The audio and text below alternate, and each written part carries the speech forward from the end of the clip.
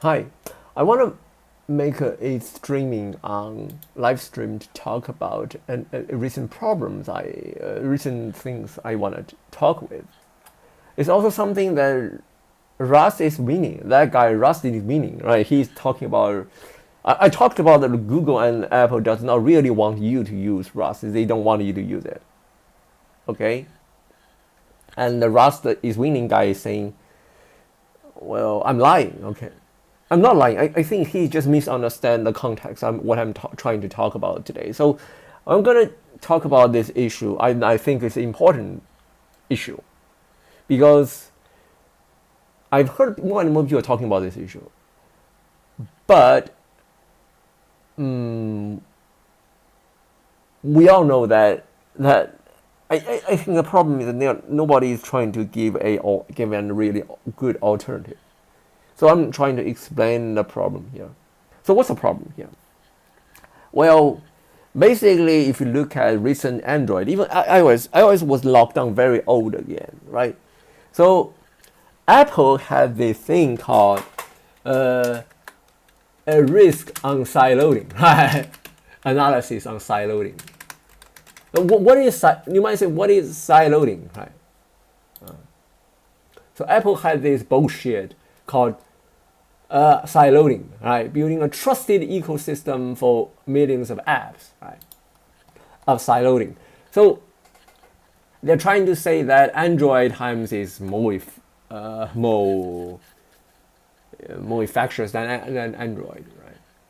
Because the EU was trying to force Apple to open it up to allow them to sideload, but Apple just basically they are doing what they all did were malicious conformity, right?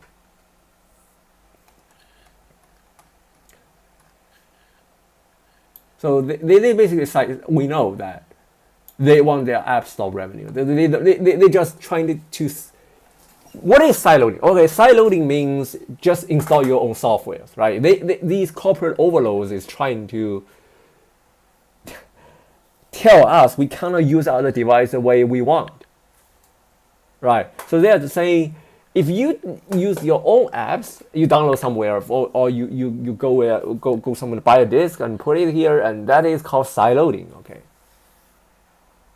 Even going third-party app store would cripple privacy, which is means it's like you're only allowed to buy things from Walmart, right? For your security, you're banned buying even Sam's Club. Okay, that'd be ridiculous, right? So this entire argument is just there are truth in it. First, if you have a well-off app store, it would reduce a chance of getting malware. That's absolutely true. Of course, here's one problem here is that you have this trusted ecosystem, right? If you have a malware that is inside this app, or these apps are malicious softwares, I've heard a lot of you doing it, okay? For example, you get scammed by an app from Apple's App Store, and you lose money, right? Apple will not be responsible for your loss, okay? They create this closed ecosystem, so you trust it, and then they will not cover your loss, okay? So here are some things that's true, which is that if you download something randomly from the internet, the chance of getting malwares are much higher. Okay. Now you might say it's not a problem for you, but it is a problem for people who don't know what they're doing. Okay, like majority of people today, because like, how many people are using more cell phones and computer? I don't know.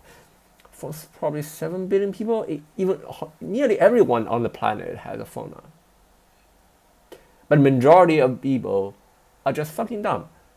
They are fucking dumb because of these apps, right? So, this is something that Apple said is right. Is that if you have a well-off app store, it's gonna be it's going to be safer, from that perspective. But They will not cover your loss, which is the bullshit part, right? Okay. So here I'm just trying to demonstrate the paper here. Now you might say I'm just trying to support Apple here. No, quite opposite what I'm trying to say. So we're gonna demonstrate the paper here. We know that if you look at Windows or even Linux, right? Linux, because it has a very low market share. Probably the malwares are not as much willing to target Windows as compared to Linux. But compared to Linux, compared to Windows, okay. But here's the issue, right?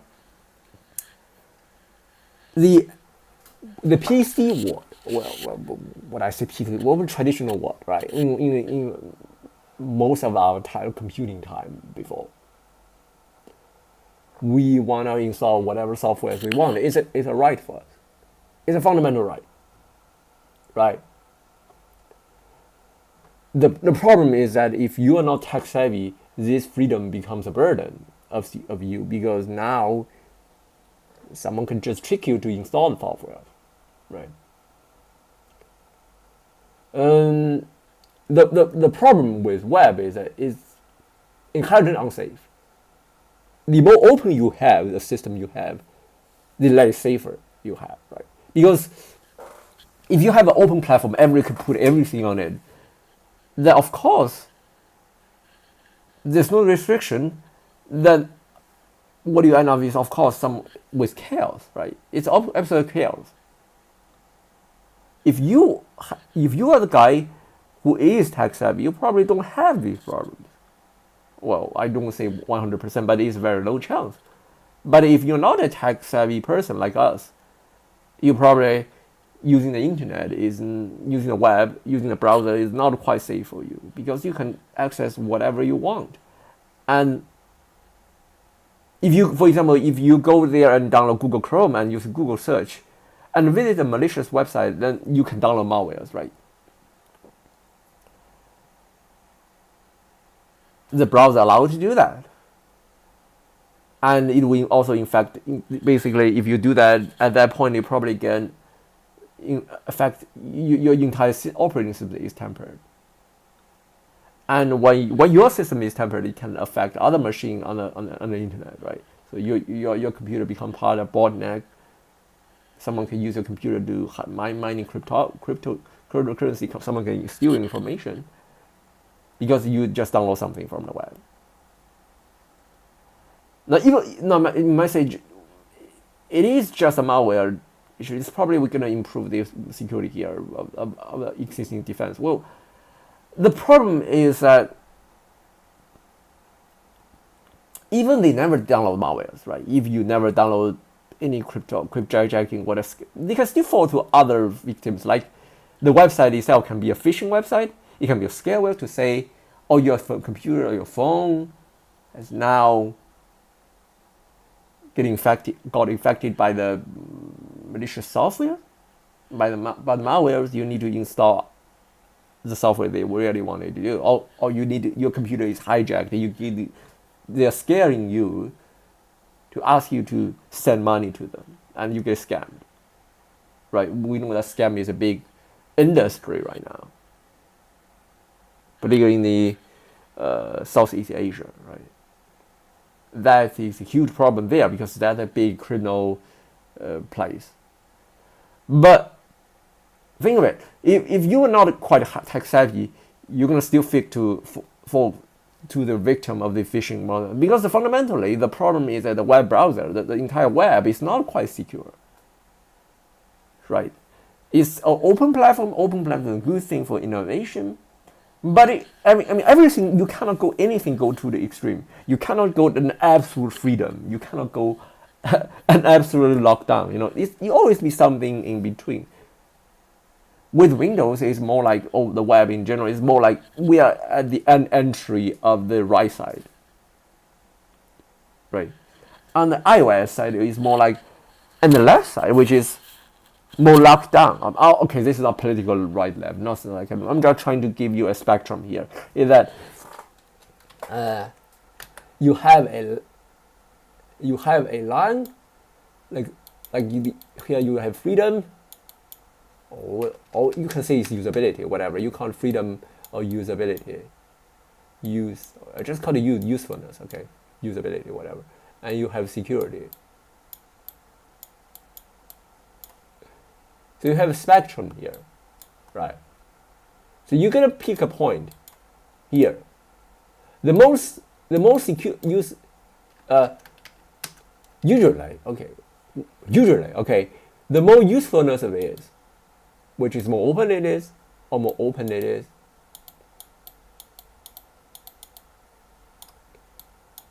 it's more usable, right? There's a lot of things you can do on Windows, or even on Mac, compared to iOS, for example. And if you are on the right side, you have security, right? Because it's closed. So Windows is like something like this, right? And iOS is something like this. It's something like here, right? But it's not in a balanced region. So see, Windows Linux, Linux, or even Mac, they are in this actor. While if you go to iOS, Android, right? Android is more becoming this part, right? Going to that direction. Right? So Android, and basically iOS and Android is going this part. So the more open you have, someone just can treat users and make them to do that. Well, if you're on the right side, which is what the iShip is doing, they basically go in this direction. But even so, you can still get scammed because it's not quite as secure. Windows is very near the full openness. Okay, so you have tons of malwares, right? You have CrowdStrike, you have all sorts of security bugs. But if security issues, you have malwares, phishing websites, whatever. Of your openness, while if you look at the iOS, it's basically become a monopoly now, right? It doesn't actually prevent you from all the scams. Sure, it prevents a lot. I won't say it won't, okay? The problem is that even you do, when you get scammed, Apple is not responsible for giving you you pay your money back, okay? Neither of any other phone vendors nowadays. And we know, so gonna explain later on. Okay. So the definition I had here is that if you be able to run exe like Windows, I would call it a non-walled garden ecosystem. If it's running cannot run exe, something like exe or elf binary, which is you cannot just compile GCC with Oclan and run it directly, not in some non-official channel, some workaround, like sideloading the app, for example. And then you are in the closed ecosystem part, which is called walled garden, okay? Walled garden. And in the walled garden system, which is basically our PC ecosystem in general, is in the open world part. Well, in the phone world, is more like the closed world, which is called walled garden. Okay, walled garden operating system. And the problem with this system is that the softwares, they need to be packaged as so-called apps and running so-called app sandboxes, right? So the app sandboxing, and now the phone vendors are locking down bootloaders, and they cannot even install any third-party softwares on iPhone, for example. You have to go through the Apple Store, and Apple take 30% charge. And the tension between developers and these basic monopolies, duopolies, right? Their tension is riding very high, right? The EU is declaring them as gatekeepers, right? Right.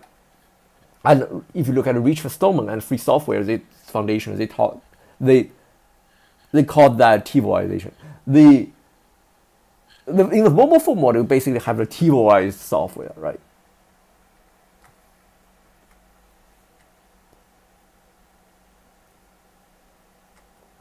So Here's the problem: is that now only Android and iOS could go this lockdown mode. If you want to create a new device that is, you have to use either Android or iOS. Or iOS is basically Apple's only thing. Basically leave you the option of only using Android as your foundation now. So Android is basically using like smart TV, using in the VR, right? Using in a lot of places, right? Like your vendors, the machines, whatever. So the Microsoft tried it with a Windows Phone. They also tried to making things running in the app sandboxing, but they couldn't because. Okay, I'll explain it later. So Microsoft failed to create something like isolation for that. Okay, they cannot do that, and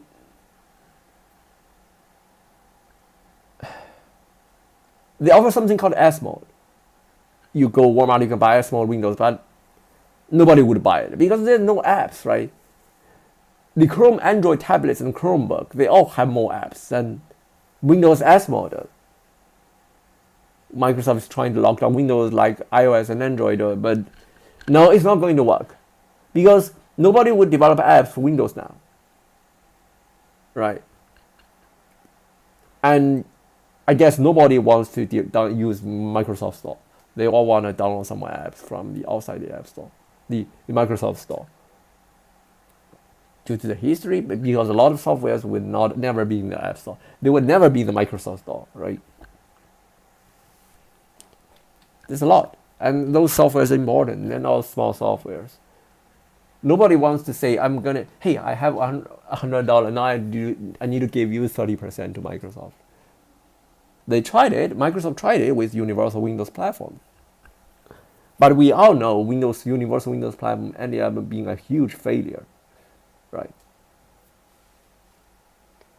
So what's the problem here? So here we see the contradictions between the security and the usability. If you absolute this part, you get a tons of security problems. If you absolute this part, you have no usefulness, right? The usefulness of iPhone is very low compared to a PC. It's very, very low, even compared to Android in some perspective. Although Android is getting more and more to this direction in the name of security, right? So what's the problem with the logic of being more secure? Well, the problem is, like I said, you always have a balance between those two things. You cannot just tell me that you just absolute prioritize security and ignore usability. Because if you have a system, if you only care is security, then why do you buy phones? Why do you buy computers? Why do you buy anything? You shouldn't even go outside because going outside could kill you, right? Some car could just kill you. Some car on the street can just go and kill you, right? Even eating food could just kill you because you might stroke in your throat, right? You're doing anything that carries a risk.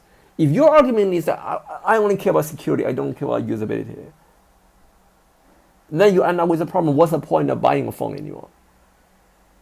So I believe, and a lot of people believe, including EU also believes, a lot of people believe that users should have the right to use the device whatever they want as long as they don't hurt other people, right?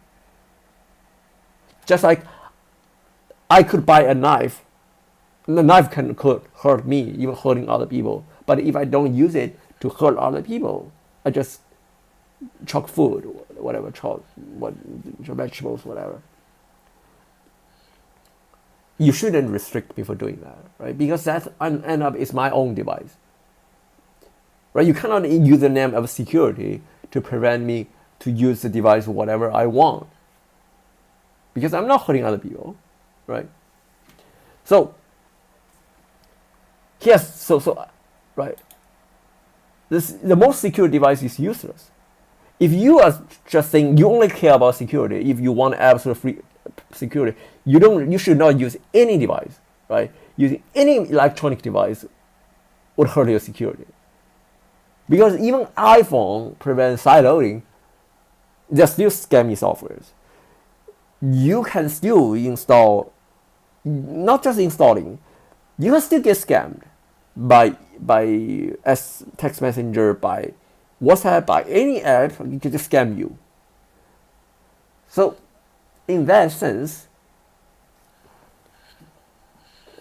so the logic doesn't make any sense. So if your argument is that it's for security, then we should just ban for iPhones for selling, like Android phone, all the phones selling forever, right? We should just ban them in the name of security. It's the same thing, right? It's the same logic. If your argument is that banning sideloading will make you safe, then I'm here to say banning phones together will be even safer, right? We should just ban all the phone vendors if they produce phones. They are criminal. What about that? Apple are criminals. Because it's the same logic here, right? It's ridiculous, right? It's the same logic. If you just saying, I just want security, then what's the point of using the device anymore?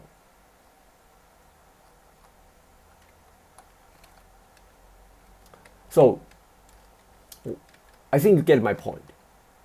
Now, so that's what I'm trying to say. I think we need a new security model, right? That's mainly for applied to Windows, because I think Windows is probably going to benefit the most and most direct, and Microsoft is probably willing to do that,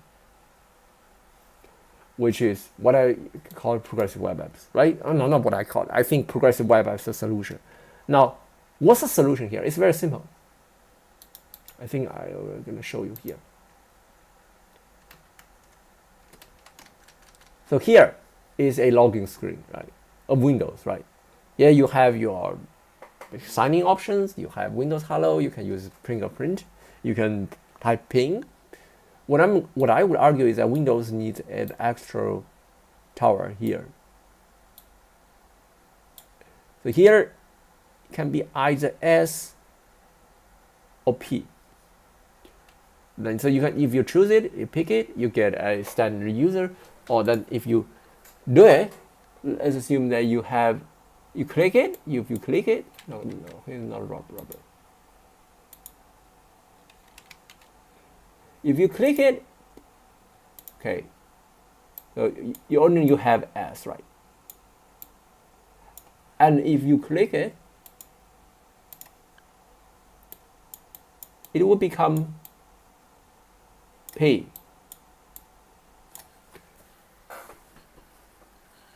So what I argue is that Windows needs something called what I call SP mode. Okay. Okay. So what does it do? Well, the power user mode is what Windows today. Okay, just basically everything you had Windows running exe, running anything, going to boot, edit your registry, edit host file, whatever, right? Basically doing what Windows is doing today. While in this S mode, it's not Windows S mode, okay? It's when you click the tower, it will enter a PWA. So S mode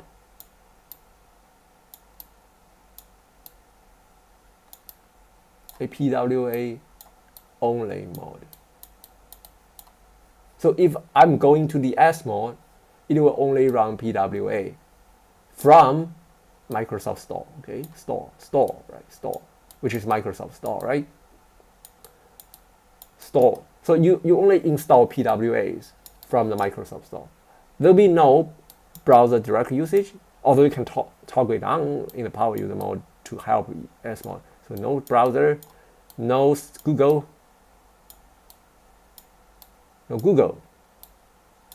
okay?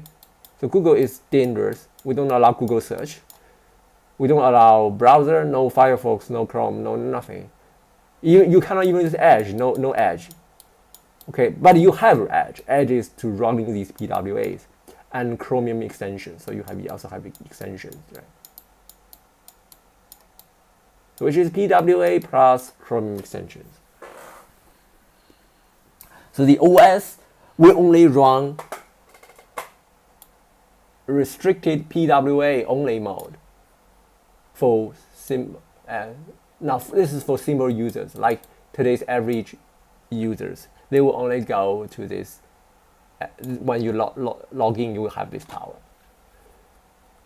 The power user mode is exactly what they're doing. Plus, it can just doing something to the S, like enable browser, like allowing other browsers to use, like replacing the browser, but it's only still running PWA. And probably we also need WeChat mini programs running the S mode because, well, if you talk about China only thing, you probably need WeChat mini programs. But you get what I'm trying to say is that I'm trying to create a boundary here. Also make this touch friendly because I mean a lot of you are just talking about saying Windows is not touch friendly. We can make it touch friendly here. Well, we're gonna retain how Windows work. Old style, right? Old style Windows. So Windows will have a mod here, and you have SP. Okay. So I'm going to only allow it to run PWA, okay? A PWA only mode. So when you're talking, you sign in with your password, your passkeys or passwords. You log in. What you get is basically entering a restricted version of Windows that only runs progressive web apps from the Microsoft Store, which is that if you have a non-technical person, he can just go into the S mode and not bother people like us who need to use the machine whatever we want. Okay? That's very simple. So in this mode, it only runs progressive web apps. Here comes a question for a lot of people, which is I'm trying to answer here. Why you don't allow? Why you cannot just create something like Android, like app sandboxing thing, like on iOS with app sandboxing, which is, well, here's the problem. Who is going to rewrite the app? Also, I'm going to answer the question here on the Rust is winning guy who's saying. Now, suppose I'm using something like C and C++ fopen on Android, on iOS, right? Or using Open Syscall, because if you want to talk about Rust also needs to use at least Syscall, right? If I'm using the file system, the file system APIs by the POSIX or Windows Win32 API, where is the files going to create it? So if I'm using fopen, what's going to happen? Mostly you won't be able to open the file, right? Because it's going to crash the program probably. Because none of the existing languages, no matter it's C and C++, no Rust, or any other languages like C#, Java, whatever, they are designed to run in the app sandboxing. The platform vendors like Android or iOS, they want to use the frameworks they are trying to create. They don't want to use anything else. It's not a Rust only problem. It's a problem for all the languages, okay? So with more and more devices, what my argument is trying to say is that with more and more devices getting locked down, the interest of using Rust will get automatically faded away. And even any languages in that point. Because these platform vendors, they don't want to use it, you know. Apple even bans WebKit, banning this and banning that, right? So the only platform that is still open that we can use whatever we want now is the progressive web app,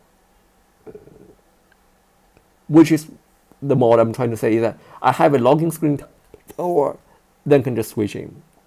So let's just solve the problem Apple has, right? Apple trying to say, oh, App Store only mode is gonna make it safer. Here I'm making it even safer.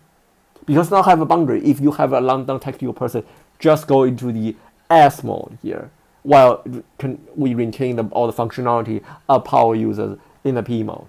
Okay? So that is safer, right? everything is now running in so-called App Store now, but it's running in a more restricted, even safer environment than Google and Android and iOS does.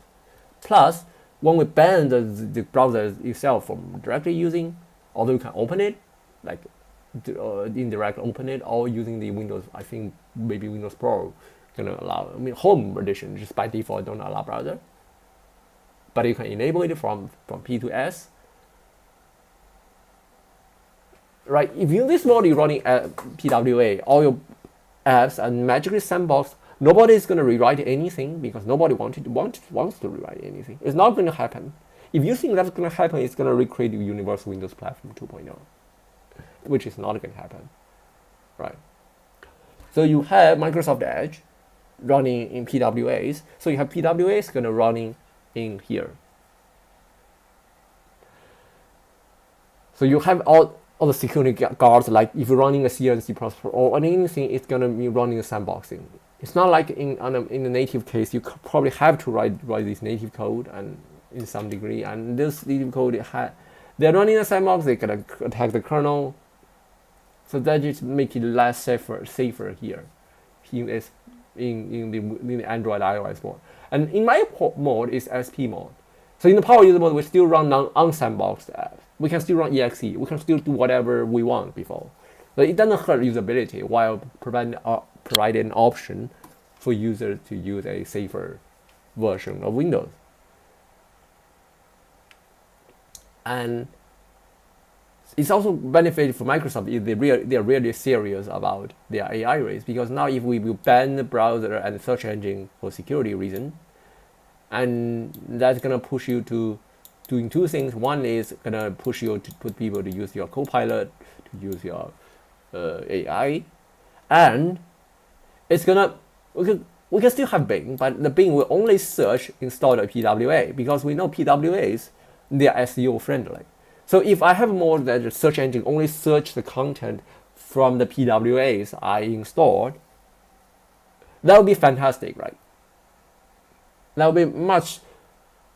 It's going to also solve the problem of SEO pollution in that degree, because if you try to pollute SEO to the websites I'm not installed, you can still pollute SEO if I install Reddit, for example. But if you don't install Reddit, right? If you don't install, for example, not Reddit, okay. If you don't install some apps like Wall Street Journal, they're not going to create these clickbait articles to pollute the SEO, right? So you're gonna reduce the possibility of SEO pollution. Plus, there are also other benefit here. Is that security benefit? Like in the S mode, you're not. I think a better approach is that you're not allowed to change a lot of things. Like you're not allowed to change time, for example. You're only allowed to change in the power user mode. Because for a lot of people, non-tactile savvy people, they just change time. The children love to change a lot of things, like changing time and find out why my device doesn't work, why the Google Play Store doesn't work. So here, if I have ST mode, it's not going to happen is that someone is going to misclick something that's going to break the system. Okay, so we have a strict boundary is going to solve the problem, which is very like the idea of C# or Rust, and all these languages have this unsafe keyword, right? So having the unsafe here, if I have an unsafe keyword here I'm just trying to duplicate the idea here. So it doesn't hurt usability, and it gives security. And it maintains a well-balanced both world. Now we have both world because now I'm trying to just making a logging screen tower to switch between. Also in the power user mode, you can still change to UEFI to install other operating system, to format your hard drive like Rufus. So it's basically the old Windows we love, plus a more restricted version that runs PWA. That's it. That's very simple. I mean, the idea is very simple. Is to create an SP mode, right? Now here's my PWA store. Okay, I think 487. So here you can just check by my apps. We have all these good apps. We have, for example, the programming apps. We have all the VS Code Insider. We have social media. Here, right? Here's the reason why I'm talking about, right? If we think of universal Windows platform back in the day of Windows Phone, they would never have YouTube. You would never have Reddit. You would never have all these social media. But now you have PWAs. They all work. Okay, so we do have apps.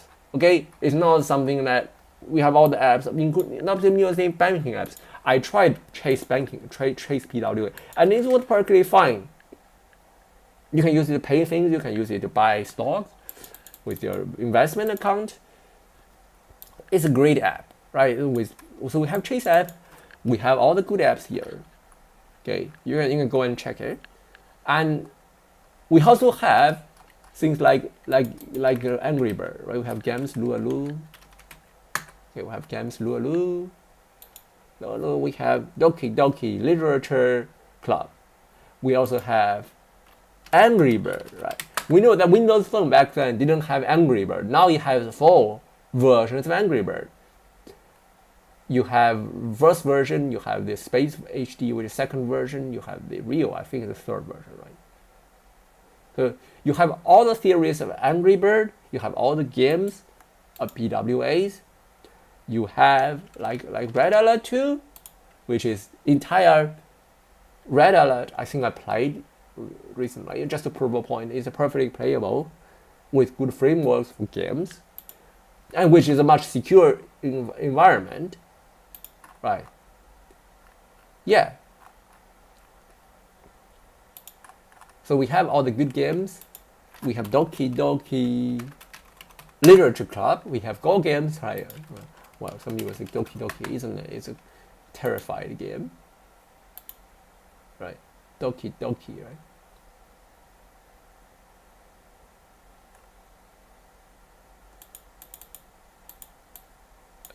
Sayushi Mokinika. Yeah, so we have all the games like Doki Doki Literature Club, right? Well, we have 10. I think it's probably going to.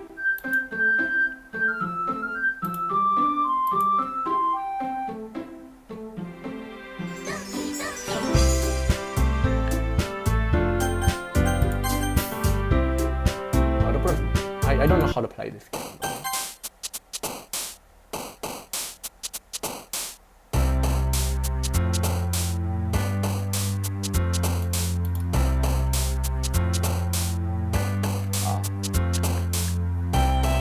I don't know how to play it.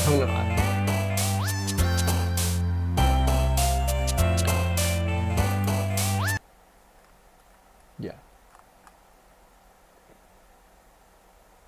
So all these games, right? We have games here. Yeah, it's perfectly working.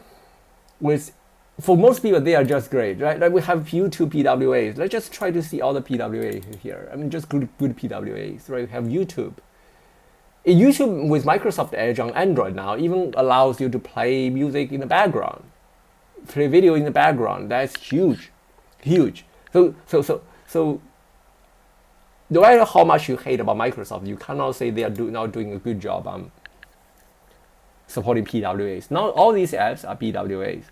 TradingViews PWA, T-Reader, music player, PWA player, VS Code. They are all PWAs, right? Even the calculator here is PWAs. And they work perfectly fine. Of all the players, like PWA player is my own video player. Okay, I'm not going to show this, okay. Yeah, so here's all the PWAs. So you understand what we're trying to talk about. And go read the paper if you want all the details. I think I explained it very clear on the reasons why it doesn't work. Okay, why Win32 AppSunboxing is a problem. Because nobody's gonna rewrite apps. It's not good. It doesn't work for existing things, right? Right. I think there's a reason why a lot of people hate universal Windows platform. Hate AppSunboxing thing, Flatpak, whatever. So you can go read a paper. I think I explained all the details in this paper. And that's it. Thank you.